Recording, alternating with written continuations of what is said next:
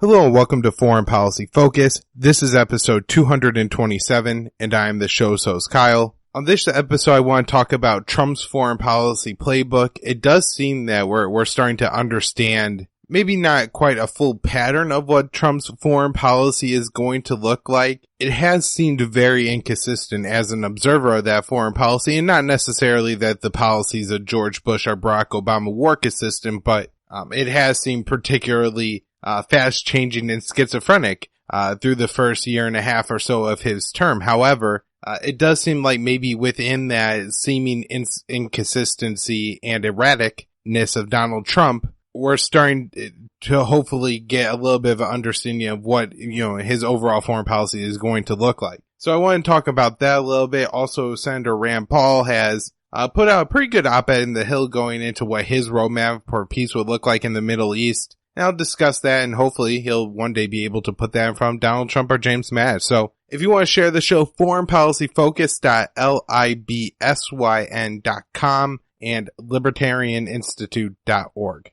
So as I said in the intro, I think we're starting to really get a look at the Trump foreign policy playbook, and I think we're going to see Donald Trump try to call the same play in Iran that he called in North Korea. Donald Trump's take on the North Korean policy was, when he came into office, tensions between North Korea and the United States were high, and then Donald Trump was very threatening and aggressive with the North Koreans to the point where he was threatening them with fire and fury, and then North Korea was willing to come to the table and agree to denuclearization thanks to the threats from Donald Trump. And so I think that's what the role he's trying to play out right now in Iran. Now we'll remember that he left the JCPOA in May and has announced that sanctions are resuming. The sanctions that were agreed to be lifted are resuming against Iran. And Trump has found himself in a little bit of a geopolitical mess right now, trying to, get our allies to actually go along with those sanctions when you openly having, say, NATO allies in the EU telling the United States that they are not going to abide by those sanctions. It gets complicated because the United States has a world reserve currency. And so I've seen lots of talks of, people trading Iran, commodities for their oil. This includes gold and tea leaves from Sri Lanka, possibly. So what we've seen with Iran is Trump has been very hawkish on Iran since the start of, really his campaign. But, starting from the beginning of the administration, very hawkish against Iran. Constantly threatening to remove the United States from the JCPOA, which itself is a violation of the agreement. Per the agreement, the United States is supposed to be supportive of international investment in Iran, and constantly threatening that we're going to leave the nuclear agreement with Iran and put sanctions back on that country means that, it discouraged specifically, or especially Western investment within Iran. This would even include Germany or a country like Turkey, where if you're a company looking, to maybe form a new business tie with Iran, which is a somewhat wealthy country of 80 million people, and, if you signed that agreement, you had to increase the capacity of your plant, but then the United States and, it would have to be very hard to pull that trigger on the investment just because, a lot of people have the analysis that Donald Trump is crazy and does whatever whenever he feels like. So, that obviously was very dangerous and damaging to Iran's economy and people investing in them, which, was part to be something the United States supported under the JCPOA, the nuclear agreement. Donald Trump has been more threatening, especially since leaving the agreement. In response to President Rouhani's more malign tweet, it definitely wasn't as aggressive as Trump apparently interpreted it, saying that, the United States could either be Iran's best friend or worst enemy, something that Donald Trump, I'm sure, has said himself. Trump responds with the all caps tweet saying that if you ever threaten the United States again, we may nuke you. So, not verbatim, but that's more or less the tweet. And so, you now have that maybe what we could call the fire and fury moment. And then a week later, Donald Trump suggesting that he could engage in talks with President Rouhani. So, there's some people that are kind of celebrating this, saying, oh, look, Trump's foreign policy playbook will lead to peace because at the end of the day, he plans to negotiate with these countries. Now, I think the problem with that is Donald Trump fundamentally misunderstands what happened with North Korea. Relations when Donald Trump came into office weren't necessarily that bad, and there was even planned talks. I believe a North Korean delegation was supposed to come to the United States. However, Kim Jong-un's half-brother was assassinated. I can't definitively say by Kim or not, so, you guys could go out and read what you want, have your own interpretations on that, but it's possible that Kim Jong-un had his half-brother assassinated. I don't know why Kim Jong-un's half-brother being assassinated means that Donald Trump couldn't make peace with North Korea. However, the Hawks in the administration definitely seized on that opportunity maybe created by Kim Jong-un to cancel the planned talks and to create a more aggressive attitude towards North Korea. Now, every year, in the later spring, I suppose is a good way to describe it, the United States was carrying out the largest military drills that we did with the South Koreans right on the North Korean border, simulating decapitation strikes and invasion of North Korea from South Korea. This was something that North Korea really detested and in the past made several complaints about it, and North Korea typically responds to what they see as, I'm guessing, American and South Korean provocation and simulation of, practicing the invasion of their country by themselves, practicing and test firing different missiles and nuclear devices. And so, somebody uninformed, like Donald Trump possibly is, could have, looked at this situation in summer of 2017 and said, man, U.S.-North Korean relations are bad and have been so for a while. And this largely has to do with the fact that Trump's now National Security Advisor, John Bolton,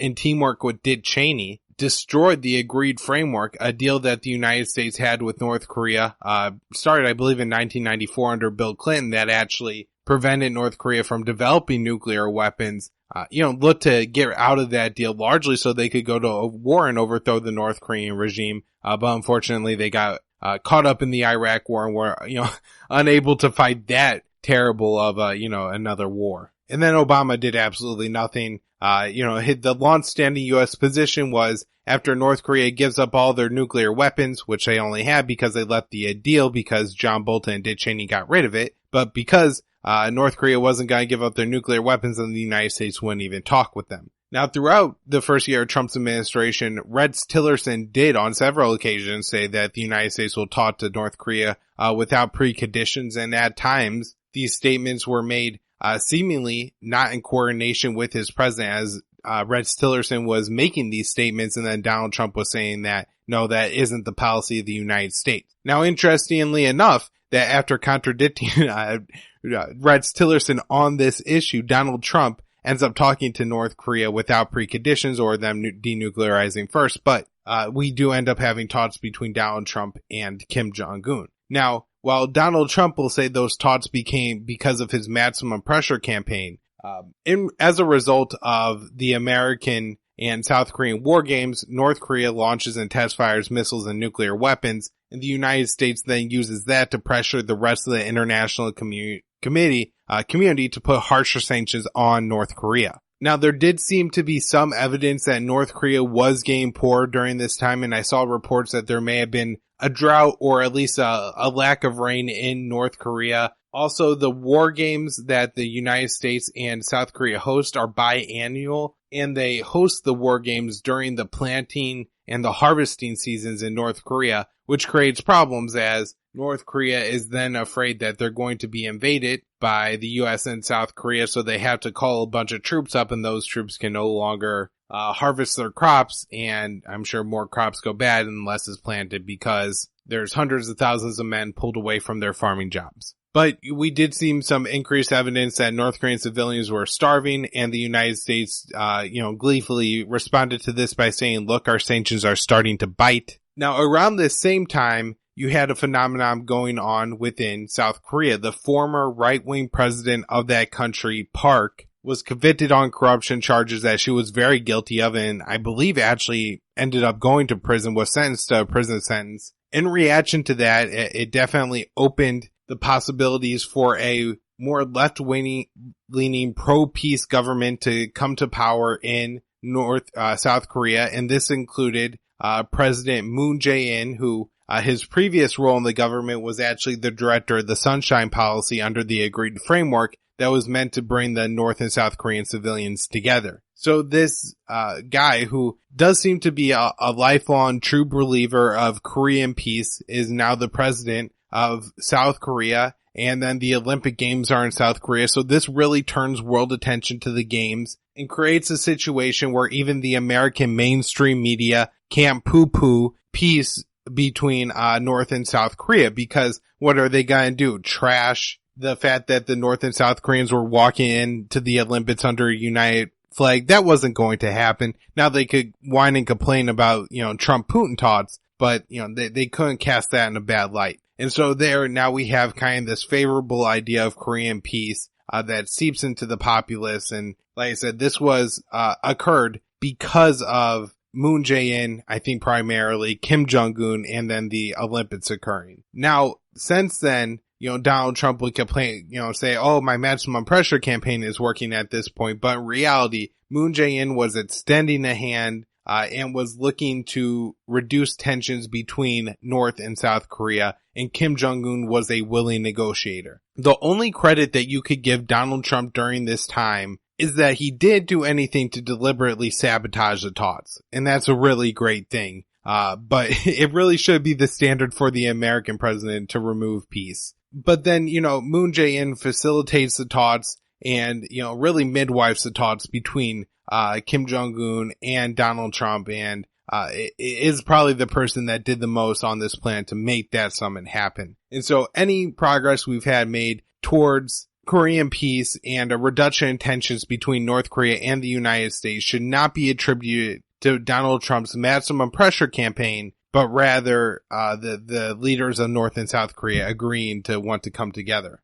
Now, if we look at the situation in Iran, it's far, far different. And for this reason, I think it would be foolish to expect any kind of similar result. I think the most important difference is that Trump just abrogated the JCPOA and left it, and that America really wasn't living up to their half of that nuclear agreement the whole time. The United States was supposed to encourage business ties with Iran.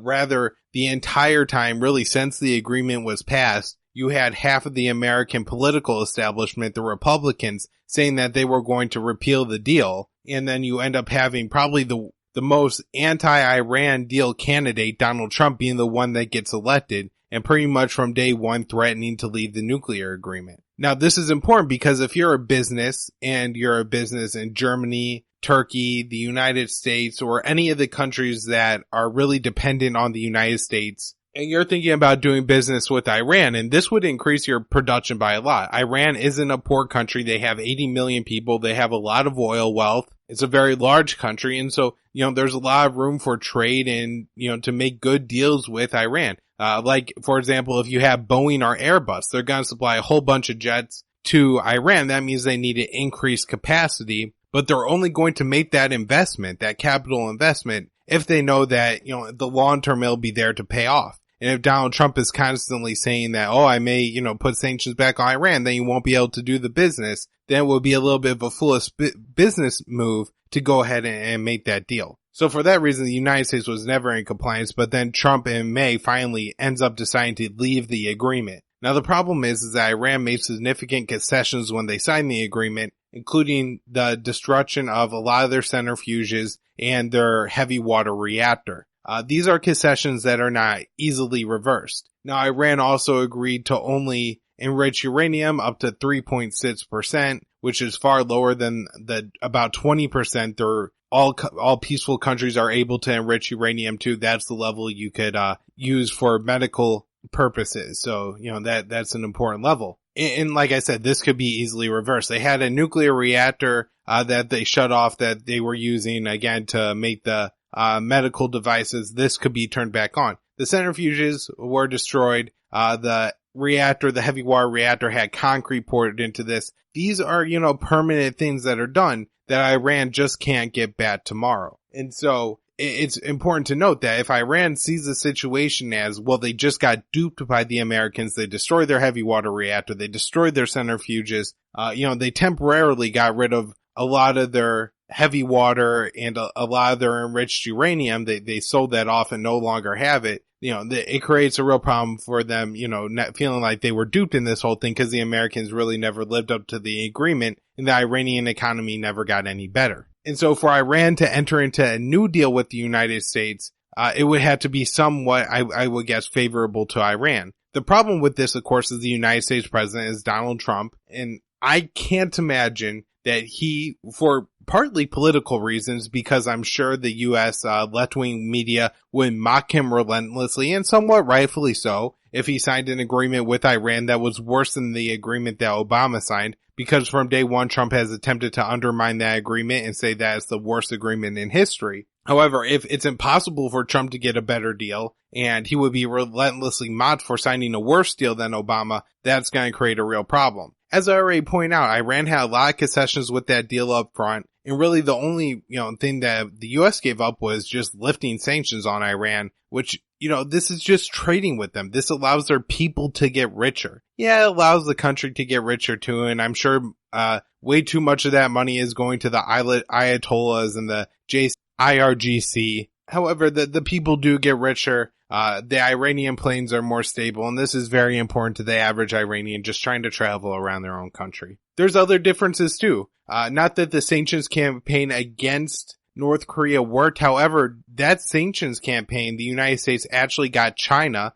North Korea, somewhat ally, a U.S., I wouldn't say enemy, but rival state, worked together to put additional sanctions on North Korea. Where if you look at what's been going on with the Iran sanctions and the U.S. threatening to snap them back on, you even have NATO allies in Turkey and the EU saying that they're not going to go along with it. And so for that reason, it won't work out as well for the United States. Whereas the North Korean sanctions may have been globally uniting, the Iranian sanctions certainly are not. Other than Iran just being less isolated than North Korea, and they're not, at least, at this point, there's not a Moon Jae-in, some third party to help facilitate peace. I highly doubt that, Mohammed bin Salman, the coming king of Saudi Arabia, or the Emirati leadership, or, Benjamin Netanyahu in Israel, are going to be that third party that facilitates peace between the United States and Iran, and are more likely going to antagonize war between the two countries. The other problem I see here is that Mike Pompeo is not who Rex Tillerson was on North Korea. Rex Tillerson seemed to actually prefer peace to war in North Korea, where I'm not sure that's the case with Mike Pompeo and Iran. And, being the Secretary of State, that's an important position. I think also that the Iranians are Muslims probably doesn't help just in the kind of overall mindset of the Americans. After all, Muslims are the ones who knocked over our towers. Forget that, the people who did it came from our ally states like Egypt, Saudi Arabia, and UAE, and nobody was from Iran. But overall, I did just want to break it down because I thought this seems to be an important play in the Trump playbook. And I think that we're going to kind of see this everywhere we go. We saw Trump repeal, U.S. aid to Pakistan, Palestine, and Egypt, although I believe that aid has all been restored to Egypt now. But, kind of taking the hardline positions there by removing the aid. In Israel, of course, he recognized Jerusalem as the capital, and maybe Donald Trump thinking that if he takes these very hardline positions, he's going to get a lot of concessions from his perceived enemies on the other side of it. Although I don't think that's going to play out the way he thinks. We've, kind of seen that his strategy against ISIS and in Iraq and Syria was to carry out a very heavy bombing campaign, even more so than the Obama administration. And then now in Afghanistan, we're setting records for the number of munitions dropped. So, I think we're going to see Trump be very heavy-handed and then offering peace, thinking it's going to work time and time again. And because the Middle East isn't North Korea and there's not a Moon Jae-in, I don't think it's going to work at all. Now, a little bit better of a peace strategy was proposed by Rand Paul. You could find this in an op-ed in The Hill. I'll link to it on the show notes page. But basically, Rand Paul's roadmap to peace, the point one he makes is that Islam must police Islam. Now, I would not phrase it that way, but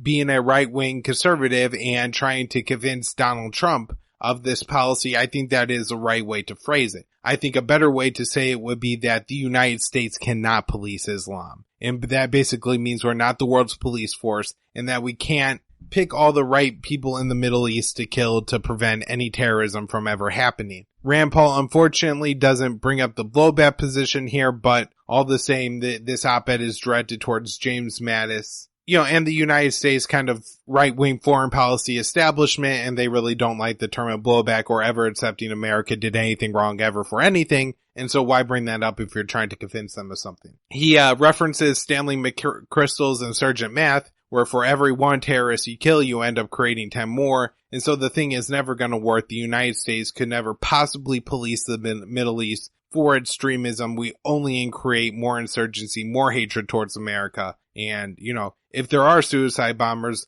largely as a result of U.S. foreign policy. His second point is that there's no military solution in Iraq, Afghanistan, Syria, and Iran. In Syria, he brings up that you have to have Russia included. Rand Paul says that Trump must acknowledge that the JCPOA, the Iran nuclear agreement, was a step forward, and that it's impossible to negotiate the Iranian nuclear program alongside their missile program, and we should do that in two separate agreements, which was one of Trump's main attacks against the JCPOA. And then he also brings up that Iran is not going to give up their ballistic missiles, their missile programs, without concessions from the Saudis, the Emiratis, and the Israelis. And this, I think, is probably the bravest position Iran takes in that entire article. And really, this is very important to understand that obviously, the Ayatollahs and the IRGC have taken strong and hostile positions against their Sunni neighbor states and as well as Israel. But, that goes both ways. And Saudi Arabia and Israel have been very threatening towards Iran as well.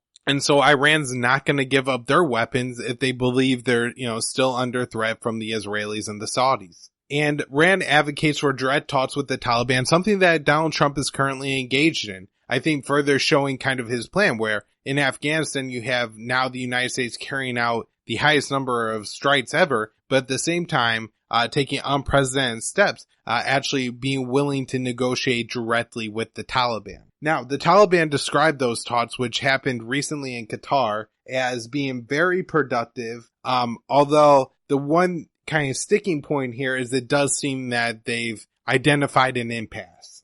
Now, the Afghan government was not involved in these talks, and the Afghan government, probably needs to be involved in the talks that they're going to go through, but, maybe that's not the case, and the Afghan government will just screw them up, and so better two-party than involving the Afghan government, but they don't seem very happy that these talks occurred without them.